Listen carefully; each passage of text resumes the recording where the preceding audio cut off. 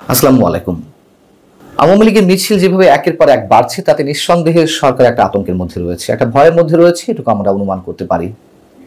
যেই মিছিলগুলো রাজধানীর মধ্যে সীমাবদ্ধ ছিল গত কয়েকদিনে, তা এখন রাজধানীর বাইরেও অনুষ্ঠিত হচ্ছে এবং সরকার যে চাপের মুখে রয়েছে বা একটা আতঙ্কের মধ্যে রয়েছে, এর পাশাপাশি পুলিশের ভূমিকা নিয়ে, গোয়েন্দা সংস্থার ভূমিকা নিয়েও সরকারের মধ্যে প্রশ্ন তৈরি হয়েছে এবং একই সঙ্গে পুলিশ সদস্যরা বিব্রতকর অবস্থায় রয়েছেন, চাপের মুখে রয়েছেন, নানান ধরনের দান্দিকতার মধ্যে রয়েছেন। কারণ হচ্ছে এর আগে বিভিন্ন সরকার যেভাবে দলীয় স্বার্থ উদ্দেশ্য হাসিলের জন্য পুলিশকে ব্যবহার করেছে নগ্নভাবে, এখন যেই সরকারকে আমরা অন্তর্বর্তীকালীন সরকার বলছি বা নির্দলীয় সরকার বলছি, তাদের মধ্যে সেই প্রবণতা আরো বেশি এবং সেটি তো আমাদের সামনে প্রকাশ্যে এলো। সেই বিষয় নিয়ে আমরা কথা বলেছি। শনিবার আওয়ামী লীগের মিছিল নিয়ে আমাদের স্বরাষ্ট্র উপদেষ্টা লেফটেন্যান্ট জেনারেল অবসরপ্রাপ্ত জাহাঙ্গীর আলম চৌধুরী কি বললেন আপনারা জানেন, যে আওয়ামী লীগের মিছিল ঠেকাতে ব্যর্থ হলে সংশ্লিষ্ট পুলিশ সদস্যদের বিরুদ্ধে বিভাগীয় ব্যবস্থা নেওয়া হবে। তার এই বক্তব্য তুমুল সমালোচনার মুখে পড়েছে। স্বরাষ্ট্র উপদেষ্টা এখন তোপের মুখে। তার এই বক্তব্য দেওয়ার কারণে সাধারণ মানুষ থেকে শুরু করে যারা রাজনীতি সচেতন বা আইন বিষয়ে সচেতন, তাদের মধ্যে নানান ধরনের বক্তব্য তাদের মুখ থেকে আসছে স্বরাষ্ট্র উপদেষ্টাকে কেন্দ্র করে, যে একজন আইনের লোক হয়ে তিনি কিভাবে প্রকাশ্যে এই ধরনের বেআইনি কাজে নির্দেশনা দিতে পারেন। বিরোধী দলের নেতাকর্মীরা মিছিল সমাবেশ করতে পারবে না, দলীয় কোনো প্রকার কর্মকাণ্ড পরিচালনার জন্য রাজপথে নামতে পারবেন না। তাদের উপরে যে হামলা পুলিশের পক্ষ থেকে হোক, কিংবা বিশেষ করে আমি আওয়ামী সরকারের সময়ের কথা বলছি, অন্যান্য সরকারও এই ধরনের কাজ করেছে, কিন্তু গত 15 বছর এইগুলো দেখে আমরা অতিমাত্রায় অভ্যস্ত হয়ে উঠেছি। আমাদের কাছে দৃশ্য পরিচিত, কিছু কাটছাট করার কোনো প্রয়োজন নেই। কিন্তু যেই সরকারকে ফ্যাসিস্ট এবং স্বৈরাচারী সরকার বলা হচ্ছে, সেই আওয়ামী সরকারের সময়ে কোনো স্বরাষ্ট্রমন্ত্রী তো প্রকাশ্যে এভাবে ঘোষণা দেননি যে অমুক দলের মিছিল প্রতিরোধে ব্যর্থ হলে পুলিশের বিরুদ্ধে ব্যবস্থা নেওয়া হবে।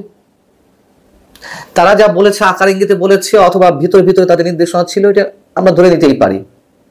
কিন্তু প্রকাশ্যে এইভাবে কোনো স্বরাষ্ট্র উপদেষ্টা বলেছেন এমন কোনো নজির নিশ্চয়ই নেই। স্বৈরাচারী বা ফ্যাসিস্ট সরকারগুলোর মুখে তাও লাগাম ছিল, কিন্তু এই যে অন্তর্বর্তীকালীন সরকার, তারা তো কোনো রাগঢাক রাখছে না। কেন তারা এতটা নির্লজ্জের মতন, এতটা ওপেন বেআইনি কথাবার্তা, যেই উপদেষ্টা বা মন্ত্রী সমমর্যাদা যে ব্যক্তি, তিনি আইন প্রয়োগের কথা বলবেন যথাযথ বিধিবিধান মেনে, সেখানে তিনি প্রকাশ্যে আওয়ামী লীগের মিছিল ঠেকানোর কথা বলছেন, না হলে শাস্তি পেতে হবে। আওয়ামী লীগ তো এখনো নিষিদ্ধ হয়নি, নিষিদ্ধ করার পরিকল্পনা হয়তো অনেকের মধ্যে রয়েছে, কিন্তু যেহেতু এখনো পর্যন্ত হয়নি, কেন এই কাজটি করবেন?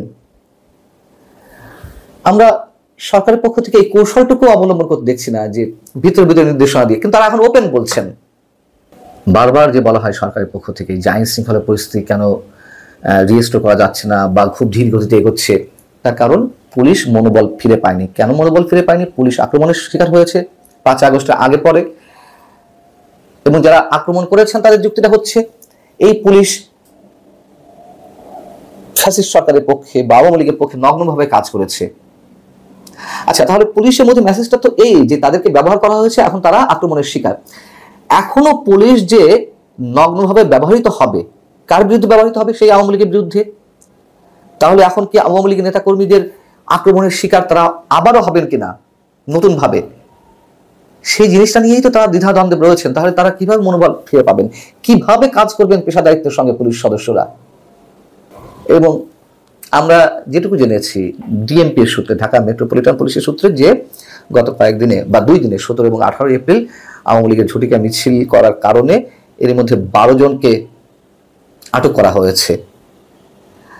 নির্দেশনা দেওয়া হয়েছে সরকার ভিতর থেকে কিভাবে আওয়ামী লীগের মিছিল ঠেকাতে কাজ করতে হবে। গোয়েন্দা সংস্থাগুলো সমন্বয়ে কাজ করছে আইন শৃঙ্খলা রক্ষাকারী বাহিনী, এবং আওয়ামী লীগের ঝটিকা মিছিল বন্ধে ডিএমপি যেটি জানাচ্ছে গণমাধ্যমকে, যে পুলিশের যে নিয়মিত টহল কার্যক্রম, সেই কার্যক্রমের পাশাপাশি এক্সট্রা ভোর রাত 4টা থেকে তাদেরকে বিশেষ পেট্রোল টিম নিয়ে কাজ করতে হবে এবং সাদা পোশাকে গোয়েন্দা নজরদারি চালাতে হবে। কিন্তু আমরা দেখলাম যে রোববার খুলনাতে ভোর 7টার সময়তেই মিছিল হয়েছে, এখন কেউ পুলিশকে দোষারোপ করলে করতেই পারেন, অথবা পুলিশ সেই মনোবল ফিরে পেয়ে দক্ষতার সঙ্গে, খুব সাহসিকতার সঙ্গে এই ধরনের মিছিল প্রতিরোধ করতে যাবে, তাদের মনে তো ভয় আছে। কিভাবে এই পুলিশকে আমরা কাজে লাগাবো? বারবার বলে আসছি, আমরা অসংখ্যবার বলেছি, এখনো বলছি, আওয়ামী লীগের সময়ও বলছি, আওয়ামী লীগের ছাড়া এই পরিবেশেও বলছি যে এভাবে নির্দিষ্ট কোনো দলকে জোর করে তাদের কার্যক্রম আটকে রাখা যায় না। সেই দলের আদর্শ যেটিই হোক না কেন, সেই আদর্শকে জোর করে অবদমিত করে রাখা যায় না। কিন্তু তারপরও বর্তমান সরকার সেই ধরনের কার্যক্রম হাতে নিয়েছে, সেই লক্ষ্যে তারা নিজেদেরকে পরিচালিত করছে।